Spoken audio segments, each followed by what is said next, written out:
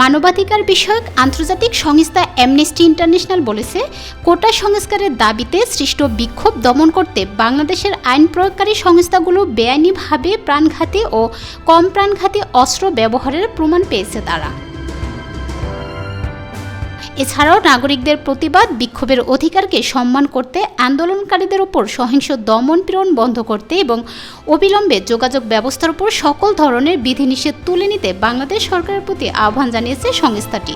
অতীতে বাংলাদেশ সরকার এবং rapid action ব্যাটালিয়নের RAB মানবাধিকার বিষয়ক ভয়াবহ রেকর্ডের কথা উল্লেখ করে তিনি বলেন, বিক্ষোভ নিয়ন্ত্রণে অন্যান্য বাহিনীর সঙ্গে র্যাবও মোতায়েন করা হয়েছে। এই অবস্থায় ইন্টারনেট ও সক্রিয় আন্তর্জাতিক পর্যবেক্ষণের অভাবে এবং যোগাযোগ বিধিনিষেধের কারণে আন্দোলনকারীদের অধিকার সুরক্ষিত হওয়ার নিশ্চয়তা খুবই কম।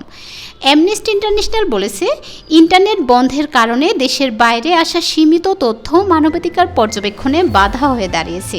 ডিপ্রোজ মুচনা আরও বলেছেন, বাংলাদেশ সরকার এবং তার সংস্থাগুলোকে মানুষের প্রতিবাদ করার অধিকারকে সম্মান করতে, এই সহিংস দমন-পীড়ন বন্ধ করতে এবং অবিলম্বে সমস্ত যোগাযোগ বিধিনিষেধ প্রত্যাহার করতে অ্যামনেস্টি ইন্টারন্যাশনাল আহ্বান জানাচ্ছে।